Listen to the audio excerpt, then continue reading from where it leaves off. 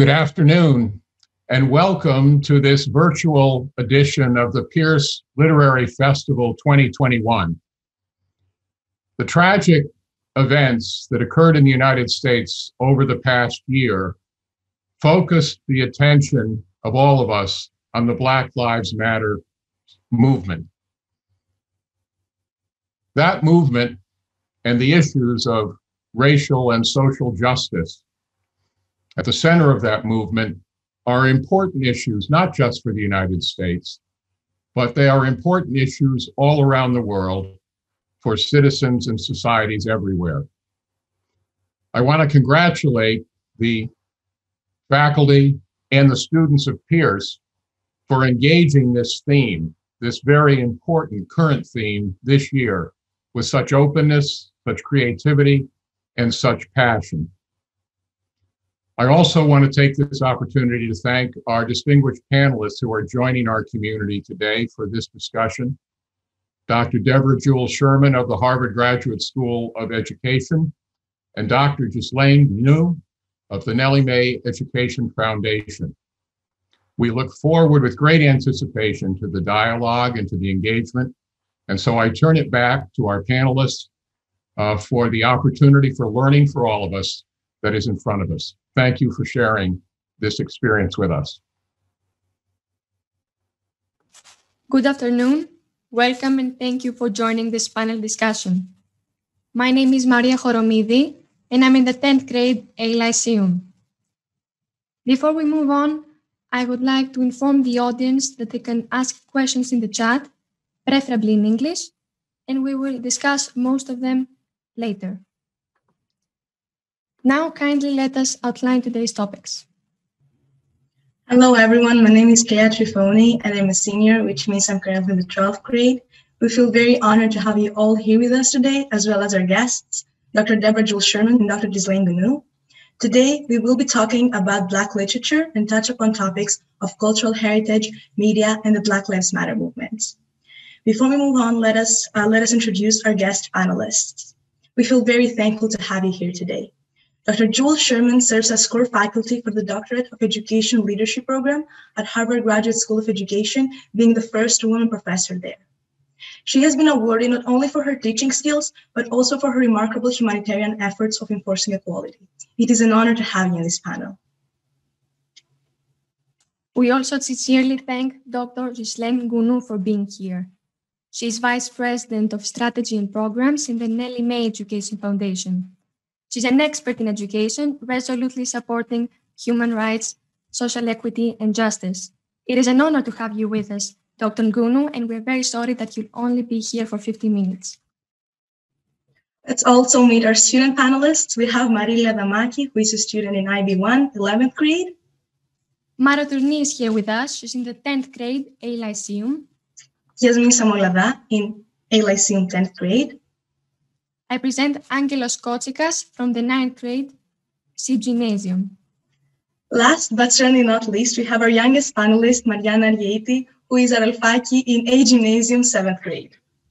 So in the first part of our discussion, we will focus on cultural heritage, media,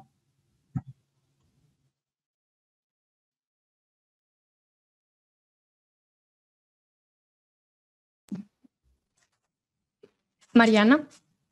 To begin with, I would like to ask the first question. We have come across many definitions of Black literature. What does it mean to you?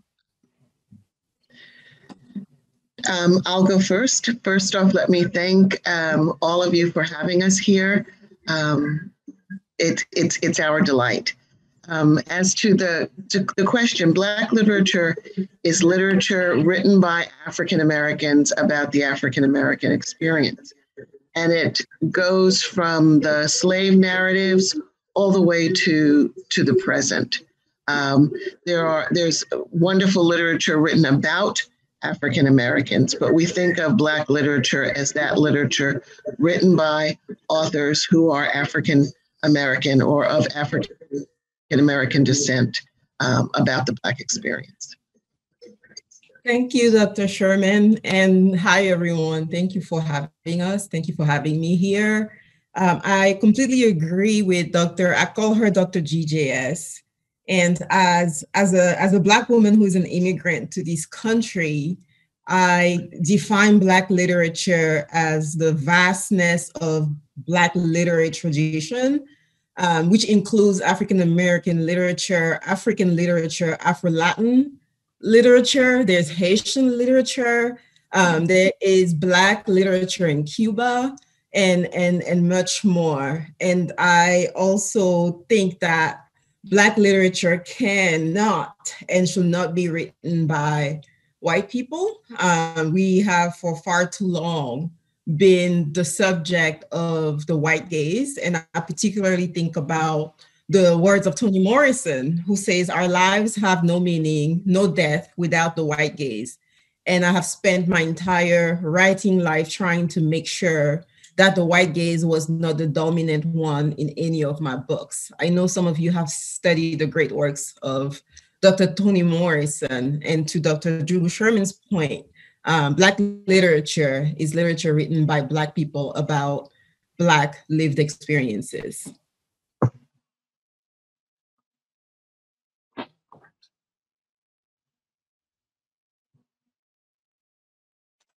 Marilia, do you want to move on to the second question, or does anyone have to add to that?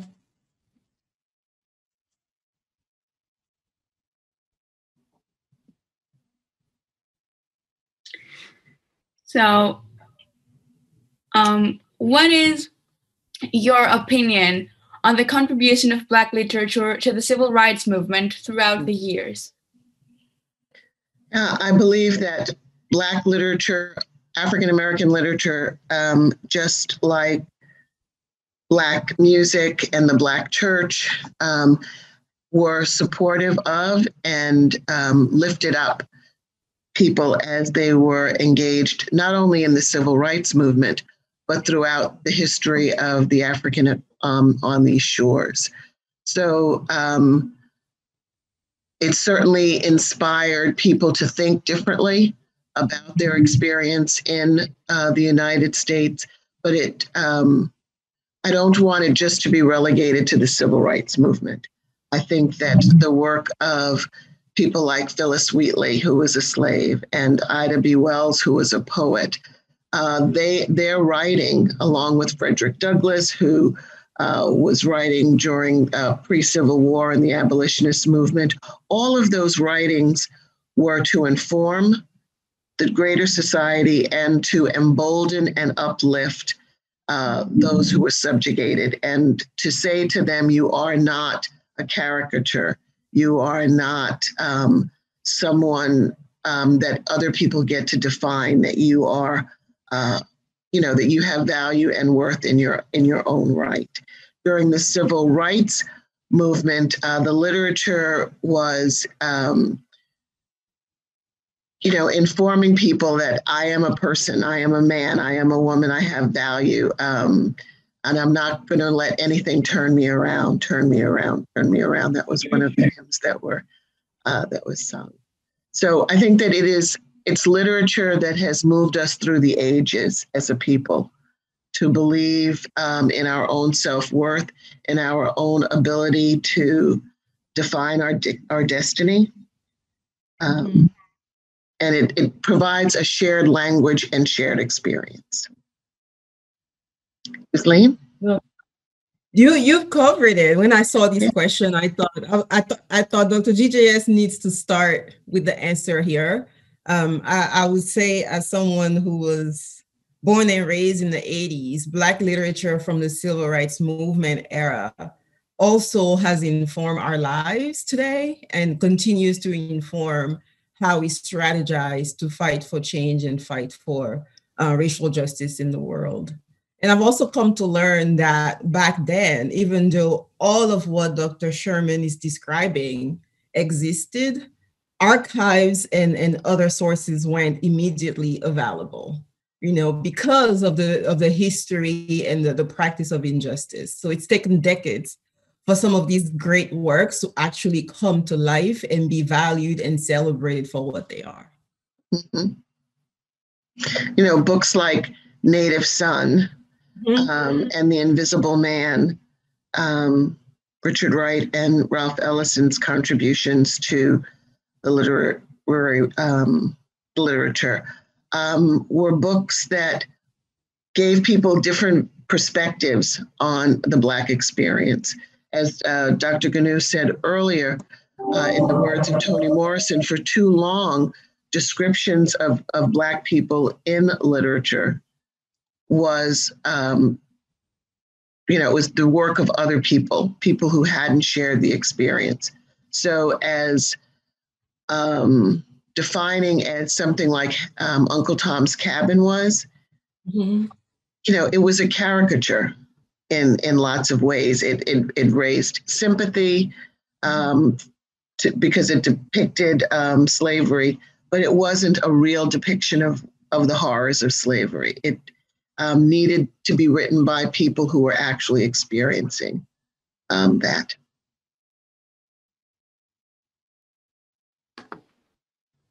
Great. Yasmin, would you like to go on with this third question? Yes, thank you. So during the Black Lives Matter movement, a great spotlight was put on the matter of cultural appropriation. So how can we appreciate Black culture without appropriating it? I'll let you start that one, Dr. Gislaine. That one is such a charged topic. Cultural appropriation has been dangerous and racist in many ways, because we are indeed talking about other people, and particularly white people, consuming whatever parts of Black culture they choose. And I put an emphasis on choose, right?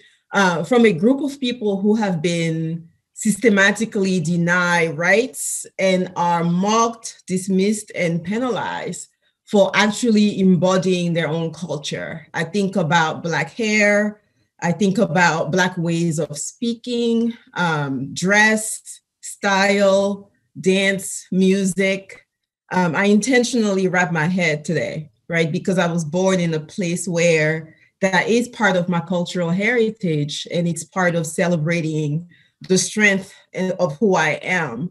So culture and cultural expression, it's very sensitive. And as long as Black people continue to be stereotyped and devalued and dehumanized for being who they are, while others can appropriate and consume their culture, I will say cultural consummation of Black art, Black music will continue to be a practice of stealing and profiting from Black people. So to answer the question, how can you take part of Black culture without appropriating?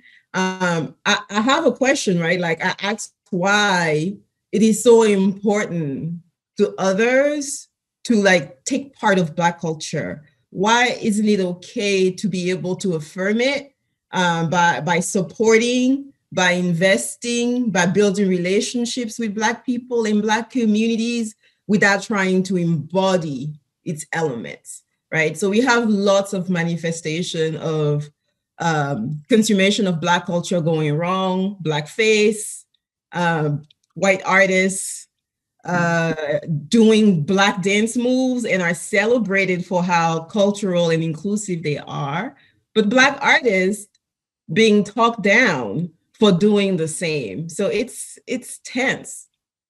Dr. GJS, what do you have to add? Just that it is a fine line between appreciation and appropriation. And that's a dance that I think needs to be done. There's a saying, people want our culture, but they don't want our struggle. Mm-hmm. And I don't think you get to have one without the other.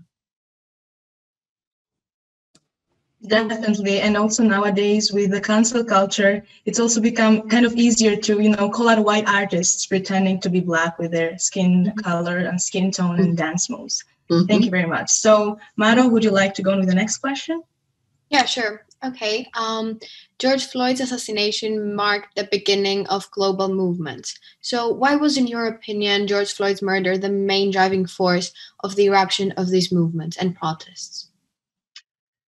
The brutality of it caught on film, I think was just so heinous that it manifest white supremacy and in its most ugly form for the whole world to see. And, it's similar to what happened in the 50s with another young man, Emmett Till. He was far younger, and he was in Mississippi. He was visiting relatives there, and it was alleged that he had whistled at a white woman. Later, she recanted that. But he was brutally beaten and then murdered, and his mother wouldn't allow his coffin to be closed. She wanted the world to see what had been done to her son. And for many of us who were born in the 50s, 60s, 70s, that was a seminal moment not to be forgotten. I think that there have been so many murders in America that were as horrific as George Floyd. But Trayvon Martin's was an important moment in history because the murderer was not charged. The murderer was exonerated in the press. There were people that came to his defense, and I think that it said to racists and white supremacists and people who engage in violence, that this kind of behavior is okay. And then we had many other deaths. And then you have, was it 7.5 minutes? Yes. I'm sorry? 8 minutes and 46 seconds. Okay, thank you. Of somebody kneeling on another human being's neck, and the world got to watch the life ebbing out of his body. I think that the brutality and the inhumanity just made real what many people have known was in existence forever, and that is that Black lives all too often are not held as valuable. And as was stated in a Supreme Court decision, I think it was the Dred Scott decision, there are no rights that a Black person can have that a white person is bound to honor. And it was manifest in that horrific.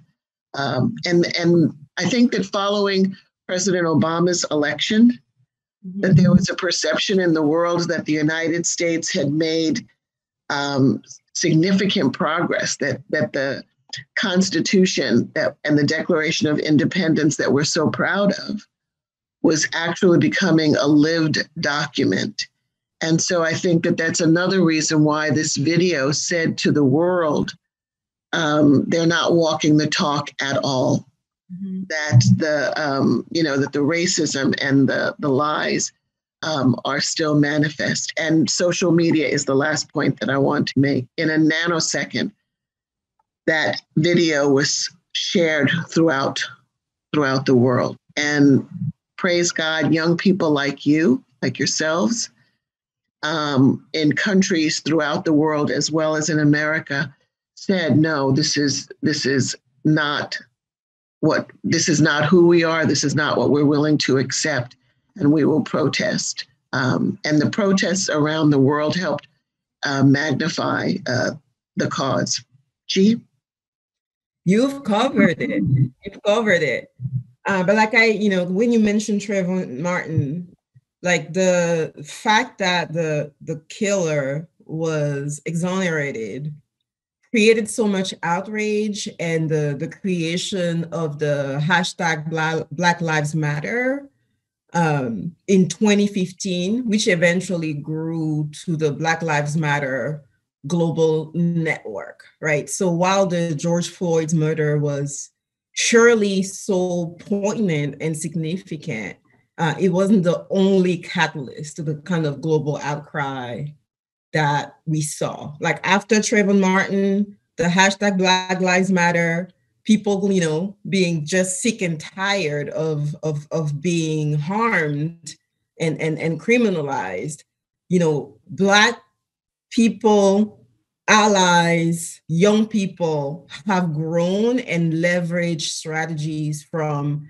the other movements that you named, the civil rights movement, the boys boycott, like leveraging strategies from those movements of the past, and then adding technology, to Dr. GJS's point, right, to like really get discipline at scaling and amplifying their voices. So there's movement work happening every day across the country, and Black people across the diaspora can relate and therefore continue to rise. It's definitely something that was being built up from other movements as well, but the George Floyd death was the trigger to what we saw last year going globally and still today with social media. So, Aguile, would you like to go on? Dr. Jewell-Sherman and Dr. Ngounou, as we know, the media has been around throughout every movement and campaign against racism. Do you think that their great development helped raise awareness and expose racist behavior, or has it become easier to cover it up? Do the media depict racism objectively? That is such a profound question. Thank you for it. Media is powerful. We know when it comes to racism, and especially anti-Black racism, the history of media has not been favorable in actually having those who are most impacted tell their own stories.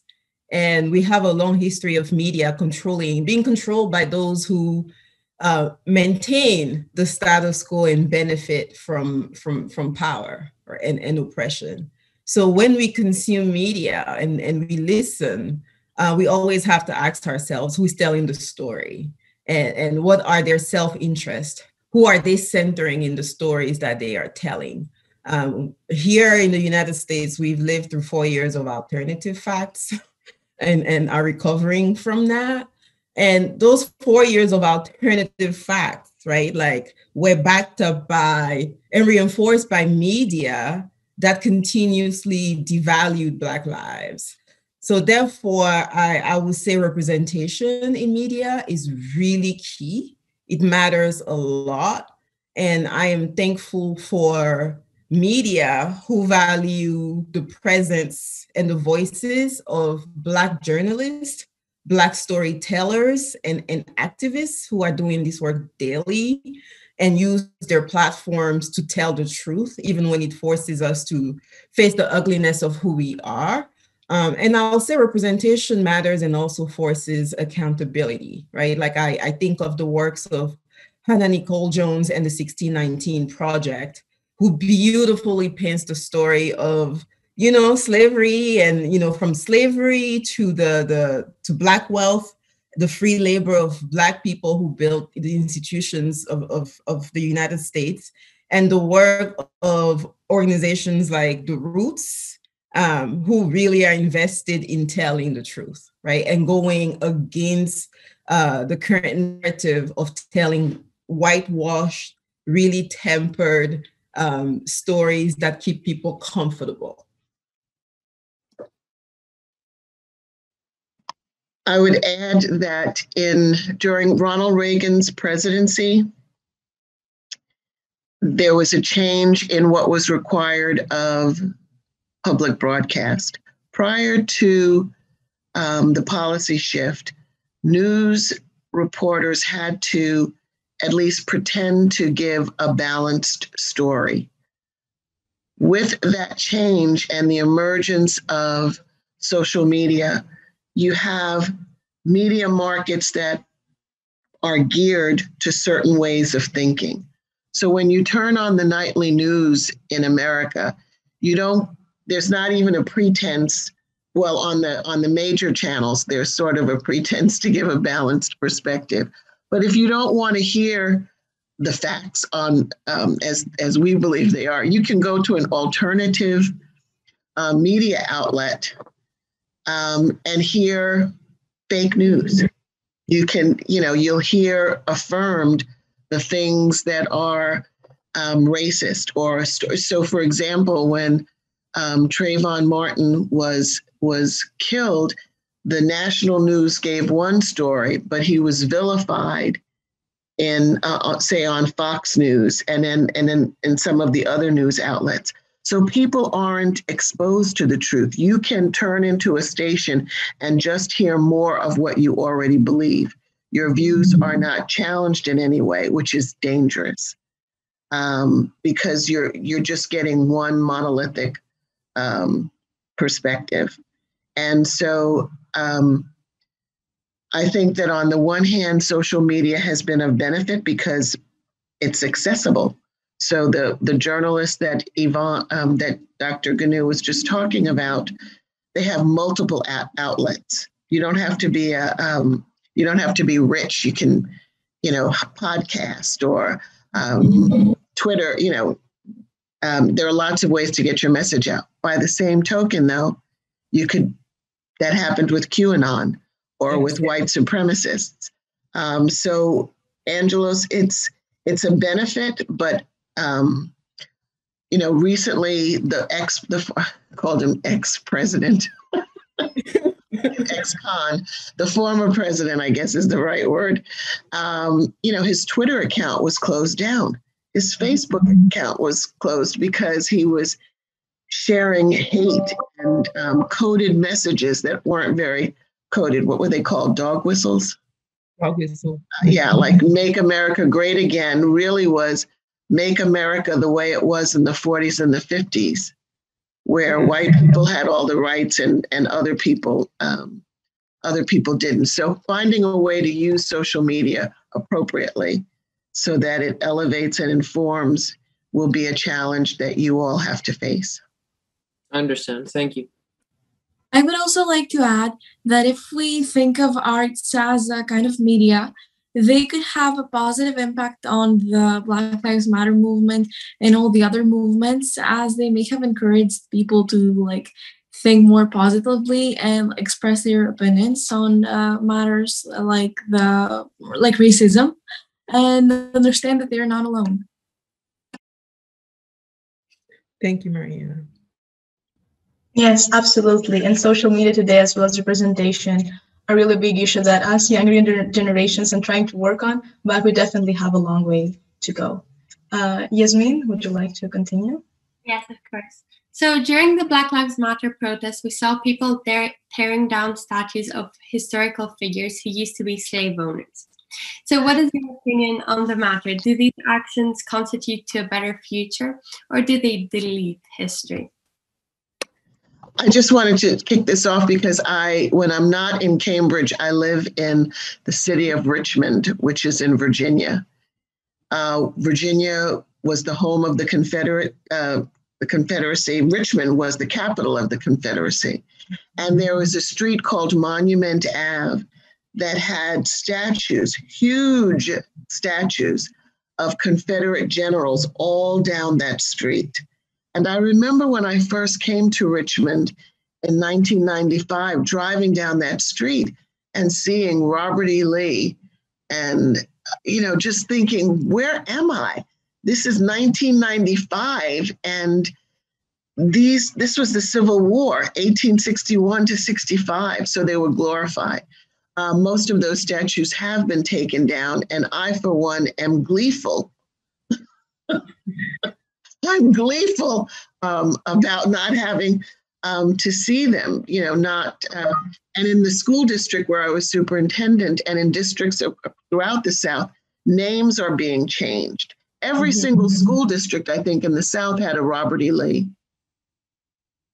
The Confederate symbols have been taken down in schools. I mean, there were schools that had as their logo the Confederate flag. Those were terrible symbols. So I would like to see it done legally, but in this instance, I'm not angry about people taking it into their own hands and taking those statues down, just as one person. I think that one person has a lot of others who share that sentiment.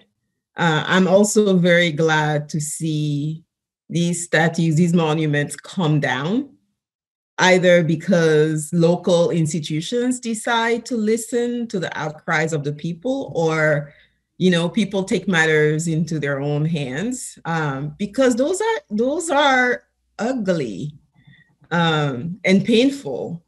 And as I was reflecting on this question, I think about Martin Luther King saying, riot is the language of the unheard.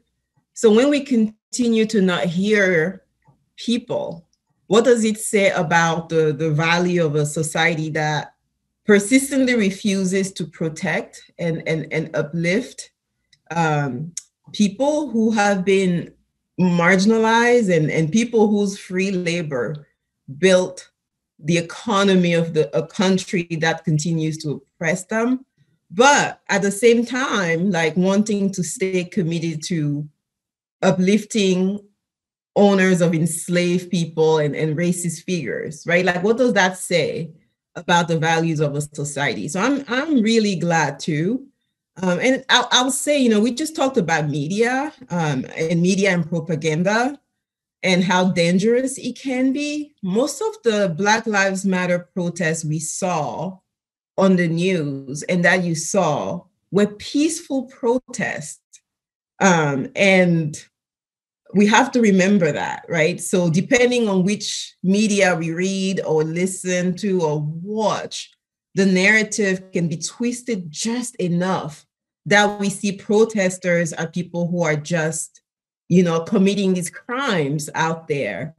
And we forget that in those moments, we are valuing property. more than we are valuing people who are asking for change and who just want to live in a place where they feel safe and they feel like they have a level playing field. And we can also see the unequal treatment of how white protesters, including those who participated in the insurrection on the presidential inauguration day on January 20th, you know, those folks do things too, but they get treated with care and great humanity and patience. And those stories really aren't told. Yeah, you got to see what happened on January 6th. Mm-hmm. That was an insurrection. It was mob violence. People were killed, and the coverage of it was very different. I just wanted to add too that it is young people who, in Richmond at least, were at the helm of taking down those statues, feeling that if they waited for it to be done, it would not be done. And so, urgency, that sense of impatience, that saying, you know, no justice, no peace. Yeah. You just reminded me of the image of Bree Newsome, who a few years ago, an activist and scholar who climbed the pole to take down the Confederate flag in South Carolina. And that story is so powerful because Bree Newsome is a Black woman activist and organizer, but it was such a carefully orchestrated moment. And she had white allies, right? Like white allies who also believe in change. And there was a white man knowing that the police was going to come after her. And because she lives in the skin that she's in, that she might possibly be killed without a second thought. There was a white ally who put his hand on the pole while she was climbing to take down the Confederate flag, knowing that as a white man, right? Like, his identity protects him more. And, you know, they had to think twice before they tased her to bring her down. So so it's not just rioters or Black people tearing down things. It's orchestrated strategic movements to reshape the narrative and actually tell the true story of who we are. Also, I believe that, like what you said about young people's impatience is kind of a result of what they're seeing, like the instance you just mentioned, as well as the interaction on January 6th that didn't get the same backlash, let's say, as the peaceful Black Lives Matter movement protests got. So I think that's also another thing. So now we are done with the first part of our discussion, where we talked about cultural heritage, we talked about appropriation and appreciation and how it should be done correctly. I think that's something that young people are really fond of these days, as well as the media and how they affect how we think about these movements. So now let's go to the second part of our discussion. We are going to discuss the BLM movement's impact on society and also some possible solutions to problems regarding human rights. Maru, would you like to start? Thank you, Maria. Okay, so this question is related to the points that both the doctors made before. So protests began as a peaceful way to express social and political dissent, so to say. So how do you feel about protests on Black people's rights at some points leading to violence? Do you believe that this rage is justified and in some way grabs the attention of the government, or does it harm the nature of the movement? I don't know that. Well, I'm pleased to say that those protesting and acknowledging that Black Lives Matter, these were peaceful protests, as were the civil rights protests in the 50s and the 60s. I think that Dr. Ngounou's quote earlier from Dr. King, that rioting is an expression of frustration and anger and feeling voiceless and powerless. It's never right, but it is understood, is how I think of it. It is not what the organizers want, but how many times can people see someone shot, killed as if they were not human, and have a conversation about it. I know that if somebody were to hurt my dog, Nero, had to get that in somehow because that's my name.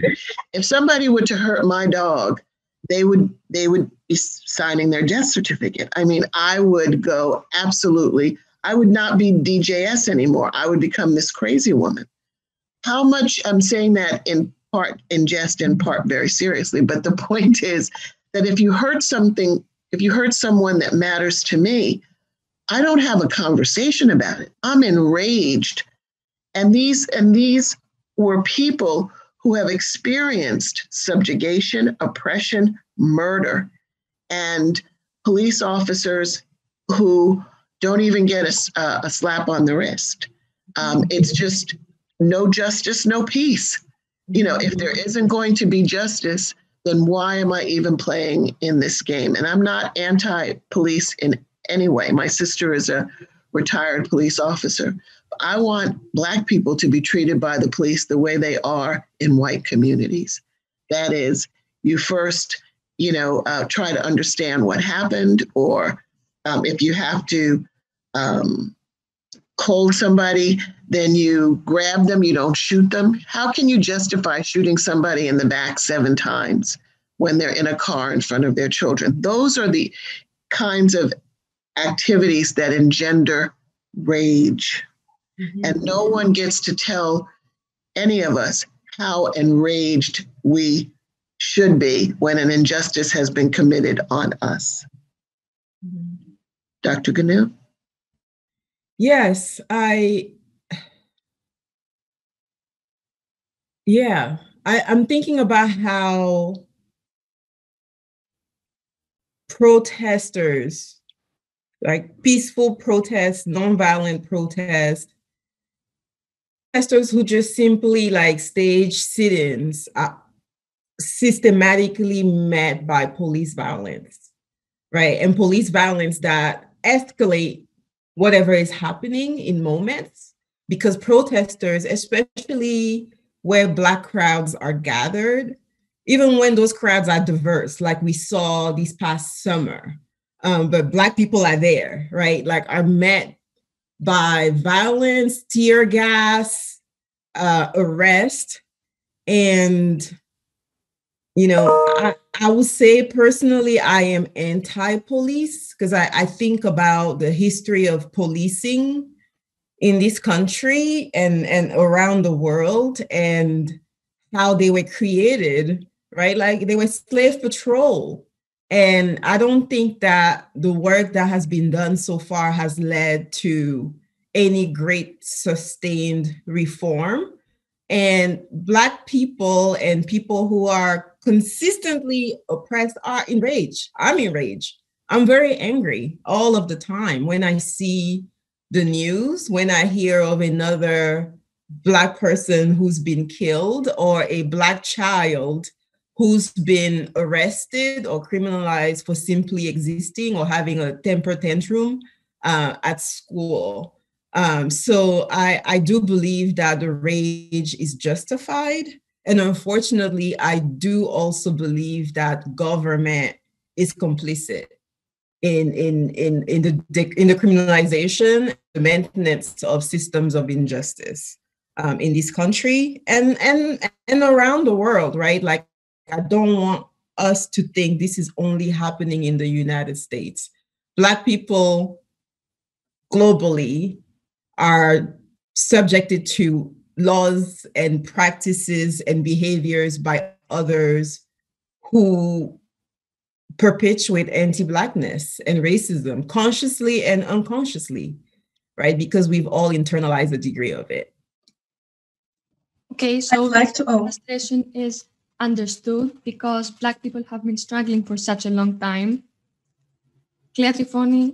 Yeah, I would like to ask you something on what you just mentioned. As you said, you're anti-police and like how the government deals with these issues. Do you believe that maybe representation, like greater representation, would be able to kind of solve or improve this issue? Like, or to what extent could that be, eliminated? Do you mean representation within police? Yeah, within police, maybe within government bodies, and yeah. Yes and no, Clea. That is an interesting question. Like now we have Black people on police forces, right? And those Black people, as we hear police chiefs at time, who talk about the racism that they too face within the police force.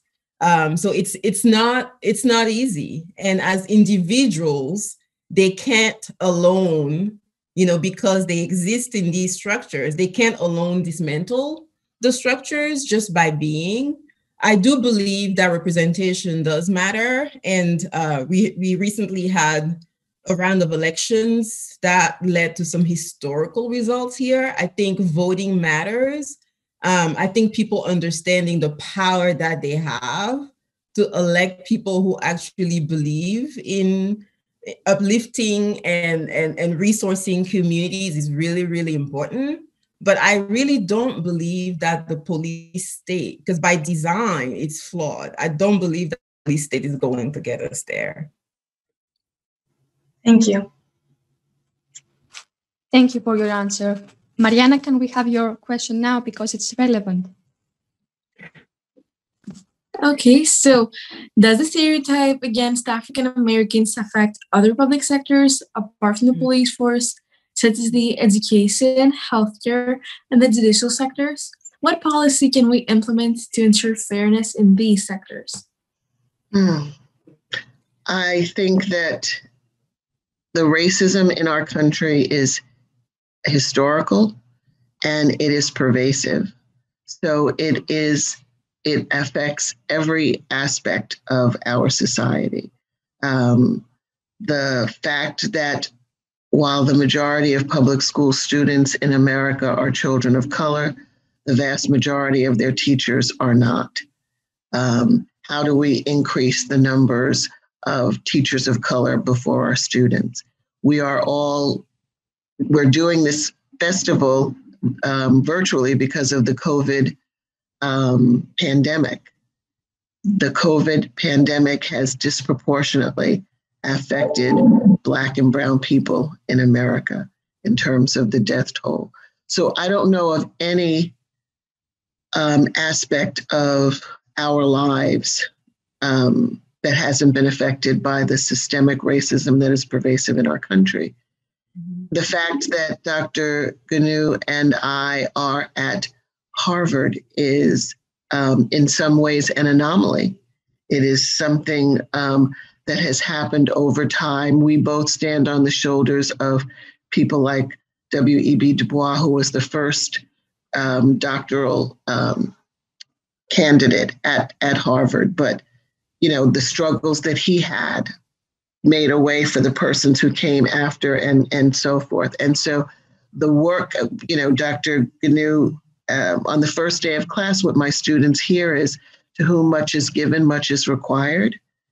So for those of us who have crashed through ceilings, like it was said in the introduction that I'm the first woman professor of practice, that means that a glass ceiling has been shattered and makes a way for other people to come through, but it affects every aspect of society: housing, healthcare, education, the acquisition of wealth, safety, mental health, everything. Gislaine? Yes, I'll just maybe touch on the second part of the question on policy that we can implement. I want to lift up the very comprehensive platform of the Movement for Black Lives. You can find it online if you're curious, but they've developed, the Movement for Black Lives was born after the Black Lives Matter movement was created. And one of its power is the fact that it's a movement that holds more than 150 organizations across the United States. And they really believe in being democratic and decentralized, so that there's no one single leader, right? So that the people within their state and within their communities can actually rise up and serve and lead, right? It makes for such powerful work. And the very comprehensive platform they have actually speaks to the issue of dismantling institutional racism, which is what Dr. GJS was just describing. We talk about ending the war on Black people. We just talked about how Black people are criminalized, and it's Black people of all ages who are criminalized by the system. They talk about political power. Clea, to your question about government, how do we ensure that we elect and uplift Black political leaders who have Black communities' interest at heart and in mind? Community control, control of resources, but also control of patrolling, right? So we often talk about the police as if it's the only option that communities have. How can we redirect some resources so that the type of services that Dr. GJS was describing can actually exist, and that communities have control of those resources? Economic justice, raising the minimum wage, so that Black families can actually have access to healthcare, invest in the economy, and begin to build Black wealth. And then reparations, right? Like this idea of giving resources and money back to the descendant of enslaved people who built the economy of this country, is something that's being strongly considered in many communities in America and also being implemented in some. So those are just some of the policy platforms that are at play here. Okay, so we have two more issues to discuss, a little more hopeful. Marilia? Of course, thank you for your answers. So there is no doubt that the Black Lives Matter movement has profoundly impacted both the United States and the world in general. So I would like to ask you, following the Black Lives Matter movement, what are some social changes we expect to see in the US? Well, I know that Dr. Gislaine has to leave shortly, so why don't you take this one? I'll start it. I'm having a hard time because the Black Lives Matter movement is ongoing, right? It's ongoing work. It hasn't stopped because the protests have subsided. And there's so much work to be done, but I would say some social changes we expect to see, or things that make me hopeful, are some of the things I just listed in my last answer: ending the criminalization of Black people, seeing more social services and support for mental health care, for regular health care, and seeing how some communities are exploring or already implementing some reparations that put money and resources back in the pockets of Black people, and figuring out how to create jobs.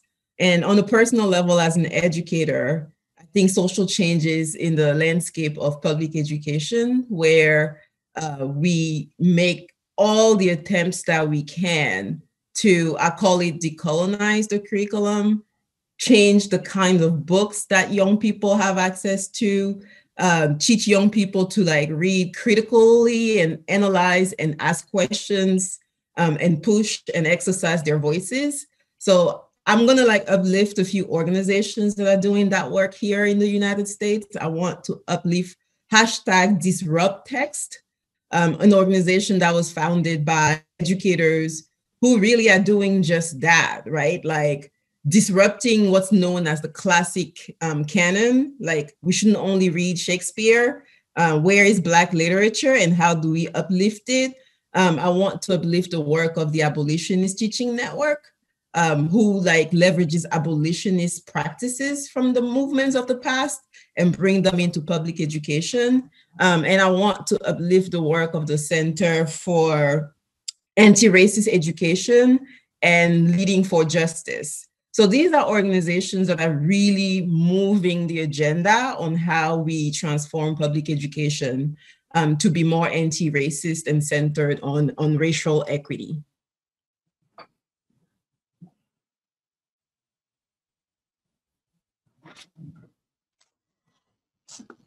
And now we will close the discussion with Angelos Kotsikas. Now, do you have to leave, Dr. Ngounou? Yes, I'm going to thank you all. I would love to stay for Q&A, but Dr. GJS has it. She can answer all the questions that comes up. I have to leave because I have students waiting for me, so I have to go there. But it was such an honor to be here, and I am so inspired by your learning, by how critical you are, how questioning you are, how committed you are to doing good work and to making this world a better place for all of us. Because I believe that our liberations and our freedoms and our futures are all interconnected. And right, like young people like fuel us, and like then you give me hope on days when I'm just tired. So thank you for having me. Thank you. Thank you very much. So much. To discuss with you. Thank you. Thank you. So proud of you always. I think that Mrs. Sherman did not comment on the last question. Yeah. So I'm sorry. Remind me of the question. Of course. So the question was, following the Black Lives Matter movement, which is still ongoing, as Dr. Ngounou pointed out, what are some social changes we expect to see in the U.S.? So she rightly pointed out that the movement itself is ongoing, and I think that she well gave us specificity about some of that work. I also think that it's important for the aims of the movement to become part of our national policy. So there, you know, in the United States, we have for the very first time, not just a woman vice president, but a woman of color, a woman who is of African descent, of Asian descent, and who, as a senator and as a prosecutor, is very aware of the criminal justice system as one bane in our community. So I'm expecting and hoping that Vice President Harris will take on some of the causes that Black Lives Matter espouse and make them part of a national agenda, which means that the reach will be even more expansive and the work will have deeper meaning. I think that the work has to be done from the ground up. So, you know, the advocacy movements that Gislaine was talking about, but it also needs to become part of our national policy, our state policy. We need advocates at every level to move the agenda. Could I add something? Of course. What about on a global scale? I believe that the fact that our school had this discussion panel and the whole festival, and we had to learn all this new information about Black literature is very important, as we got to understand Black culture more. Mm-hmm. What do you think? Will there be any more changes on a global scale? I think that it's important to recognize that the issues that we're addressing in the United States are not just American issues. That anti-Black racism is pervasive across the globe. In recent years, I've done a lot of work in South Africa, for example, with the University of Johannesburg, helping leaders there, educational leaders there, rethink public schooling, rethink how they're going to turn that system around. Work in Kenya, work in the Middle East, any place in South America, any place where there are people of color, there has been oppression. So it is global. And then in Greece, you have a history of, is it Turks? Turkey. So, yes. Racism, violence is pervasive. It seems to be part of the human condition, Mariana. And so every generation has to fight. I think that the Black Lives Matter issues are so prominent that we can use, that they have to be addressed, but never think that this work doesn't have to be done globally. We see immigration in Europe and in Greece and other countries. How are people treated? When I've been to the Middle East, I've seen people of color coming in being paid, but they're doing all of the hard labor. And so is there maltreatment there? Absolutely. But it will be wonderful for us to have more venues like this where we get to learn about each other and find points of connection, because when we are connected and moving together, we're even stronger and more forceful. Thank you so much, Dr. Jewell-Sherman.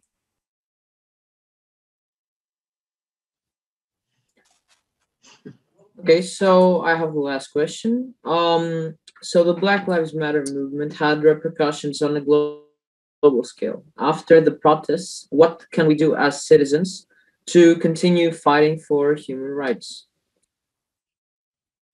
Global citizens? Yes. Well, the protests around the world not only shook white supremacists and some politicians in the United States, it rocked them to their foundation, because there haven't been consequences for the things that were being done. So the fact that there were protests in Greece, in France, in England, just all around the world, said to the United States, the powers that be, the world is watching, and they are judging. And it's not a good look. It's not a good judgment. They're not saying, oh, this is the United States that we're so proud of. It was, oh my gosh, what is happening in the United States? The protests also uplifted those people that were on the streets to feel that they were not alone, that they were seen, that there was moral outrage around the world. So I think keeping that up is important. And it's not only the protests on the streets. After a time that dies down. Unfortunately, if there's another murder, it sort of galvanizes communities, but we don't want that to be the only thing that inspires us.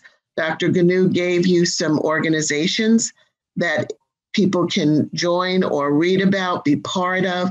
There are lots of ways to be supportive. And this is one. You are informing so many people, not just at Pierce. I would imagine at the university, the American College of Greece. I think you may be ahead of your collegiate colleagues in putting on this festival and focusing on literature. And you're just informing so many people. And my hope and expectation is that this isn't something you're doing for a minute while you're students, but that it becomes a way of looking at the world, and that you will speak clearly. In the United States, we have young people who have reported their parents and reported relatives who were at the January 6th insurrection, because they feel that it is a moral issue. Now, don't go home and say, DJS said that we have to tell on our parents. That's not what I'm saying. But I am saying that young people in the United States, and hopefully you will be part of that, and that you are part of that, will look at situations, and when they see something's wrong, they will be brave enough to speak up. Because courage isn't the absence of fear. Courage is doing what you feel is right, even when you are afraid. And so I hope that you will speak truth to power, even when you are afraid. So I totally agree with what you said. In general, we should get involved and keep being interested in these matters, if I understood well. Okay, thank you. That is exactly. We promise we will. That is such a blessing. Gislaine is young enough to be my daughter, and you are young enough to be her children. So it's generational. Every generation has to do its part. And what so encourages me about all of you is that you already are showing a moral center. You know, you're young, you could be interested in just so many things, and this is part of what you're interested in. It makes me optimistic about the future. And that's so important to be able to pass this legacy of advocacy on to the next generation. And I didn't know that next generation would be in Greece. Thank you very much. Thank you, Dr. Jewell-Sherman. To briefly sum up, we now know the effects of all the efforts and the protests and some ways to continue defending human rights. Honorable guests and fellow classmates, our discussion has come to an end. Let's now enjoy a video made by Dimitris Katsanos from the Lyceum and Maria Furka from the Gymnasium. All the world today knows that we are here and we are standing before the forces of power in the state of Alabama saying we ain't gonna let nobody turn us around.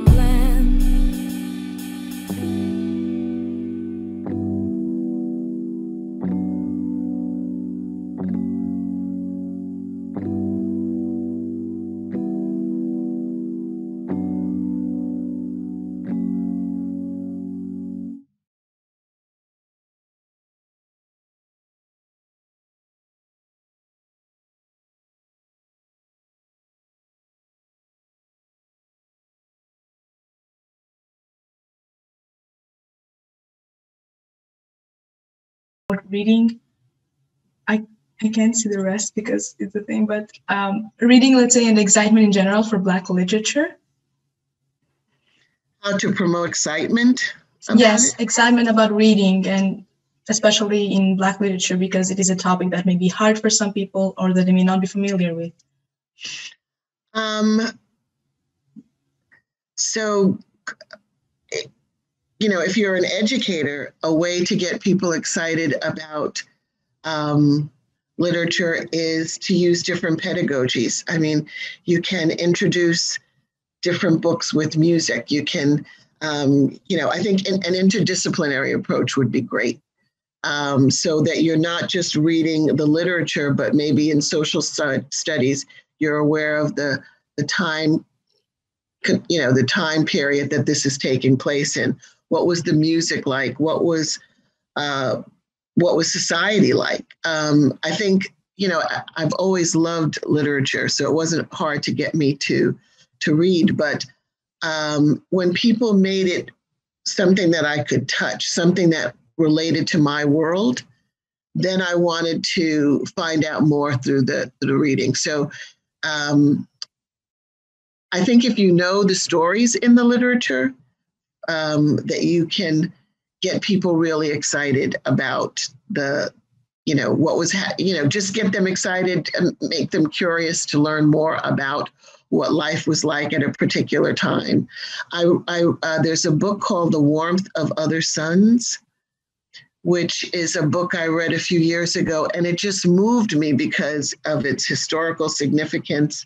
And I could get other people excited about it because I'm excited about it. I guess that's one of the ways. If you're excited, that enthusiasm will be shared by others. But you have, just find out what's out there. There's great literature. There's great things to read within the Black canon.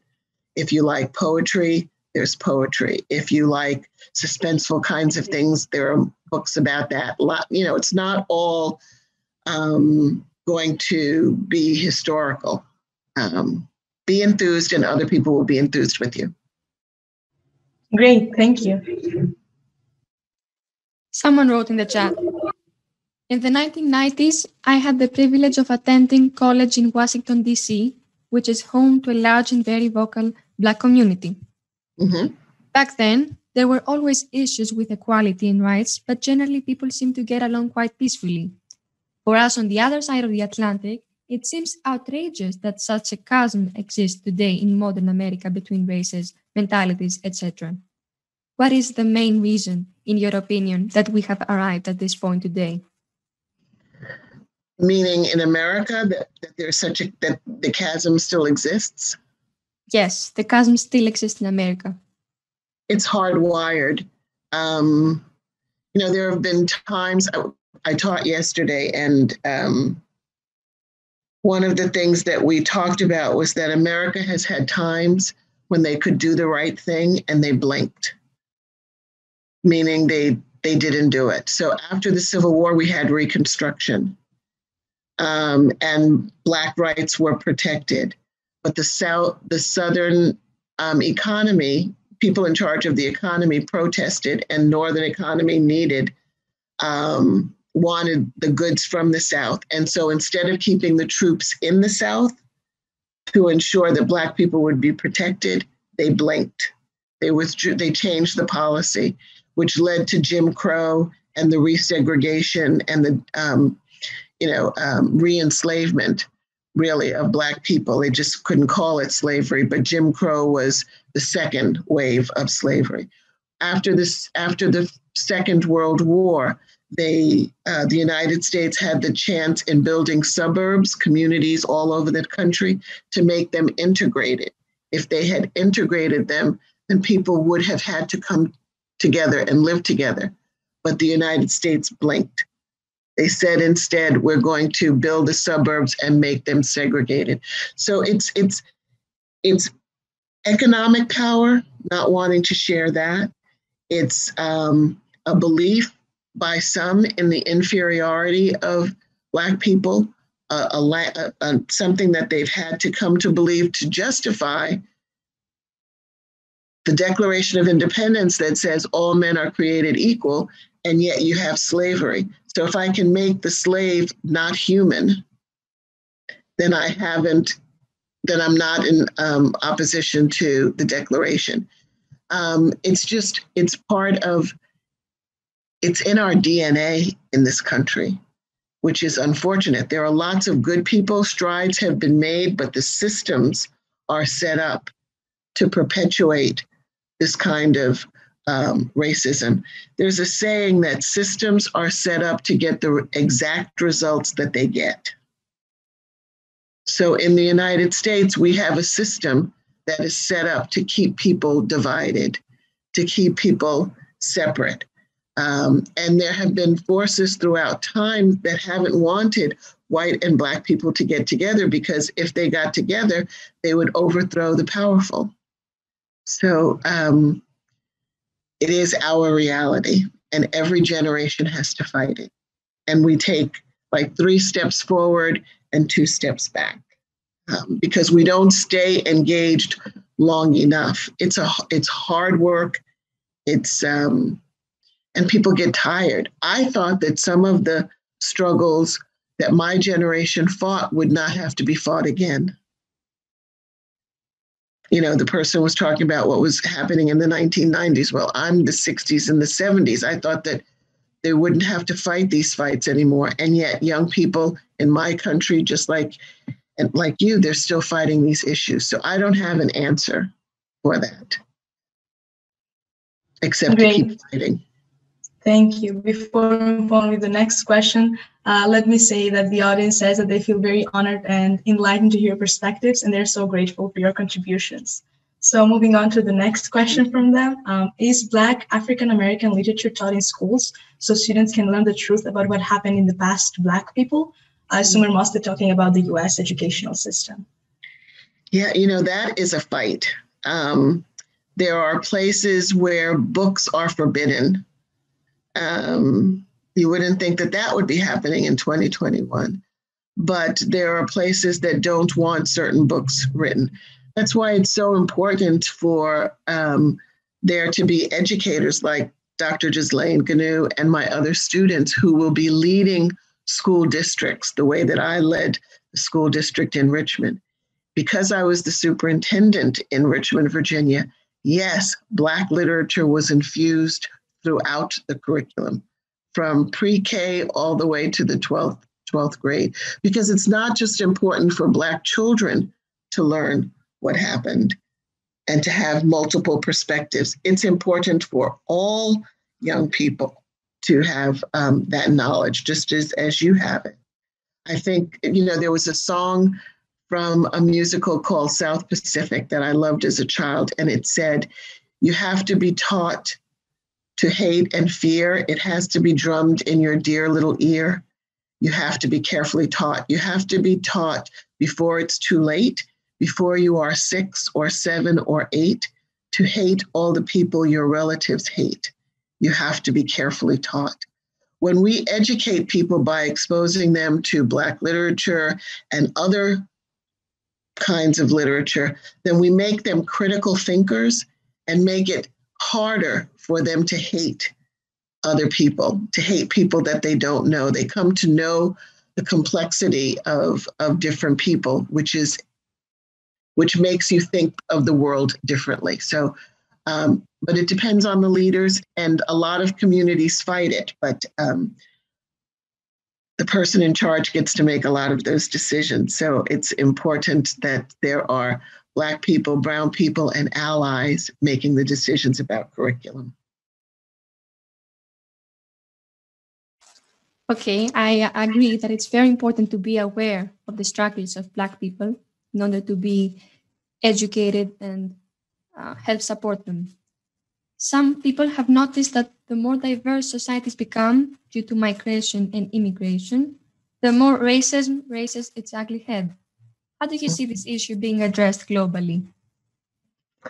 Well, first, let me talk about it in my own country. That is the fear that the white majority that has always existed in America is being challenged. We are far more pluralistic. There is no majority right now in the United States.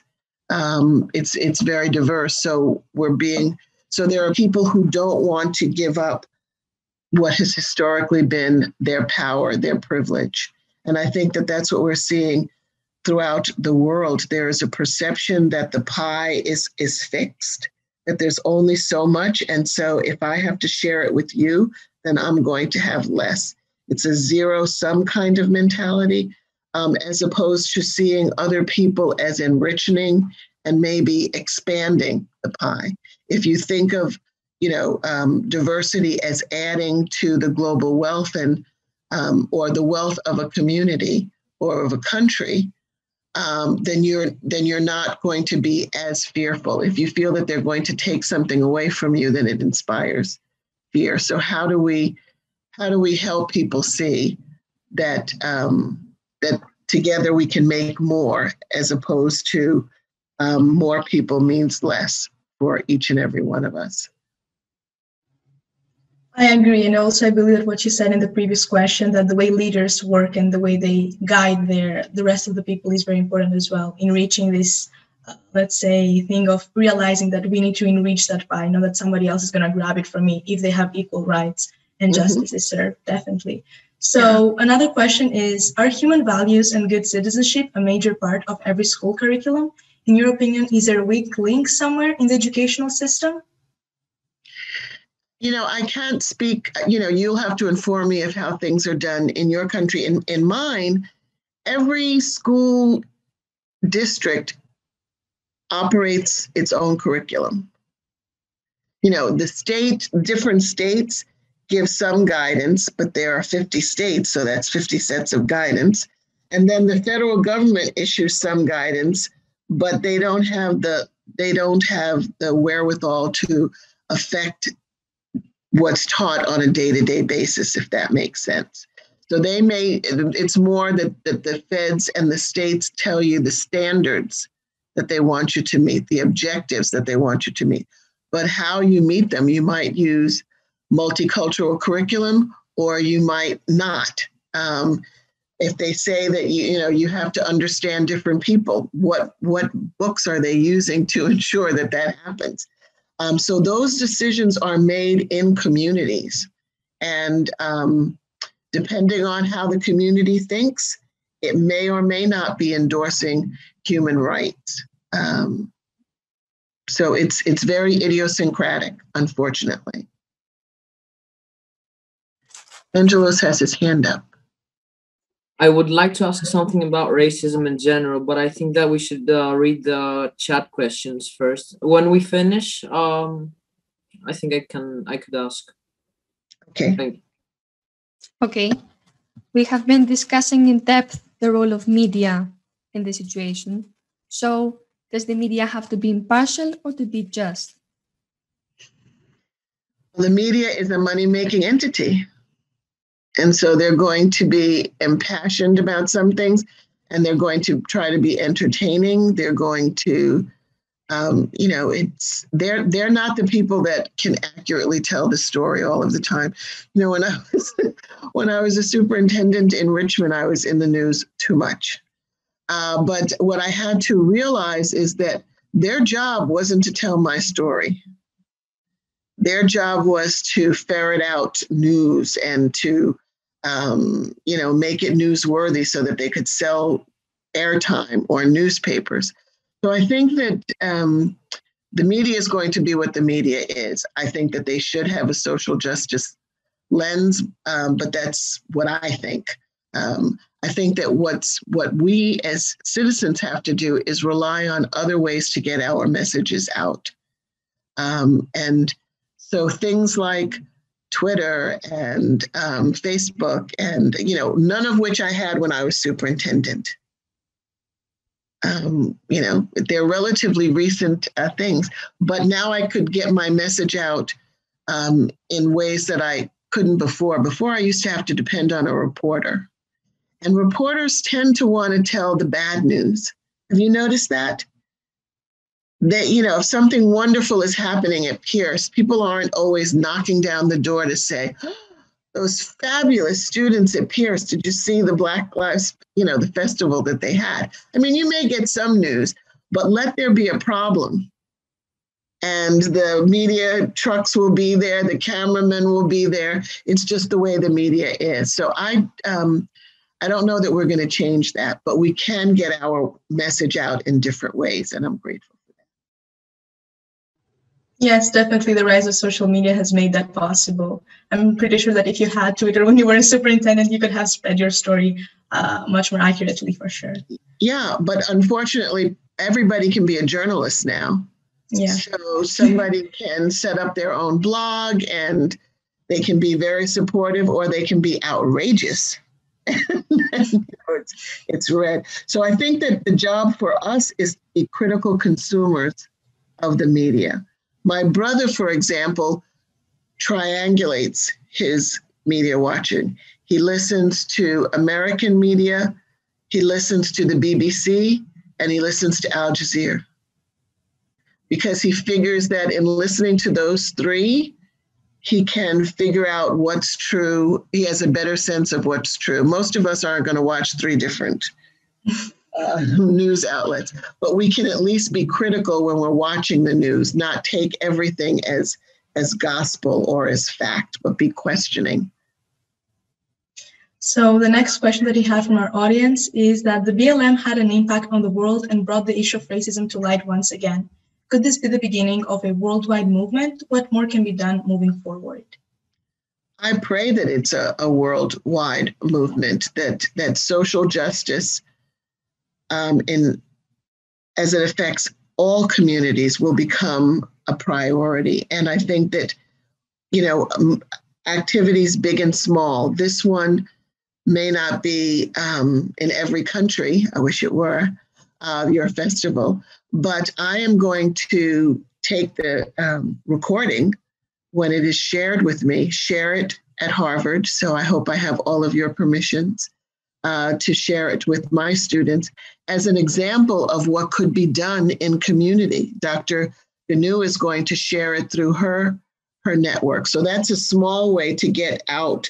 These are young people in Greece who are doing this work. What can we do in the United States that replicates this? So it'll inspire. So that's on the small scale. On a national scale, I think that there are lots of efforts. There's communication with governments. We have a new president in the United States who is reconnecting with the world and saying that issues in global issues on climate and social justice issues can be worked on together. And I will be using lots of the systems that are in place to make that happen. So big issue, I try to take control of the space that I'm in. I can't change the world, but I could agree to meet with all of you and talk to you and be informed by you. And that's a way of shaping the issue globally. And you're doing the same thing.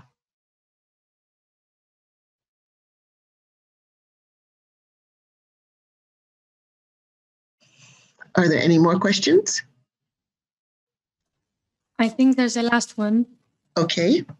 Are human values and good citizenship a major part of every school curriculum? In your opinion, is there a weak link somewhere in the education system? Yeah, I think that question was asked, and I wish that it were part of every curriculum. As I shared with that song, people have to be taught. You can either be taught to hate and fear people, or you can be taught to welcome diversity. This may sound funny, but in the United States, when I meet a baby, I can tell if that young person has ever been around Black people, because there are children that I meet and they come running to me, or they want to touch you, or they want you to hold them. And then there are children that are nervous. And I always wonder with the ones that are nervous, is it that they've never seen somebody like me in their space? When you are around people who are different, then it's harder to be racist. I cannot be anti-Greece knowing you. I don't mean that I ever would have been anti-Greece, but nobody could ever say to me, in Greece, the children are this, that, or the other. I would say, no, that's not true. I've met some young people from Greece. They're fabulous. So the fact that when you get to know people, then it disabuses you of stereotypes. It makes it harder for you to believe the rhetoric, the lies. And so the more our curriculum through Black literature, through festivals like this. The more activities like this that open people's eyes to the humanity of other people is one of the ways in which we will change the world. I grew up very, not with a lot of money at all, but I grew up in a community that was very diverse. And so the neighbor to my left was Italian. The neighbor, it was an apartment, and the person across from me was Black, and the neighbor next to them was Jewish, and and then others were white. And because I grew up in that environment, I knew that all people weren't bad. There are good people in every walk of life. And that's what I wish we're taught, that we could somehow show humanity. We could teach that every person has worth, and that you don't judge people by groupings. You judge them by who they are as individuals. Yes, thank you. And I'm sorry for repeating the question. I was confused. That's okay. You gave me a second chance at it.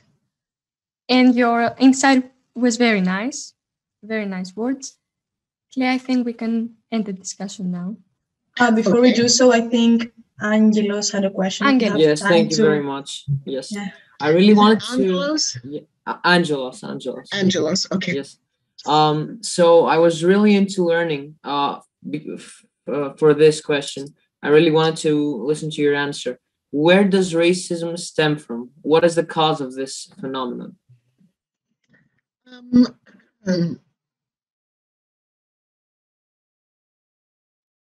I'm going to send your teacher a resource that I think will be helpful for you. Race is a social artifact. It was designed to categorize individuals. It's not biological. There's a difference between us, granted, but it's literally skin deep. But it's used as a way to categorize people, to oppress a certain people, to justify the oppression of a certain group of people. How else do you justify stealing people from one country and making them work in another? In America, paying them nothing, feeling that it is okay to own them the way you own cattle and sheep and other animals. So it was a way to justify the treatment of a people, and to justify that you also had to make decisions about their self-worth, their humanity. Remember, I quoted the Declaration of Independence. It said all men are created equal. Well, Thomas Jefferson, who wrote that, owned slaves. So if it were to be true, how could he have slaves? Well, Black people are not quite human, was the belief. And it allowed that system of oppression and servitude to continue for hundreds of years. And it made a lot of money, made people rich. In fact, if you want to follow the racist train or narrative, follow the money. Because it is about power and money.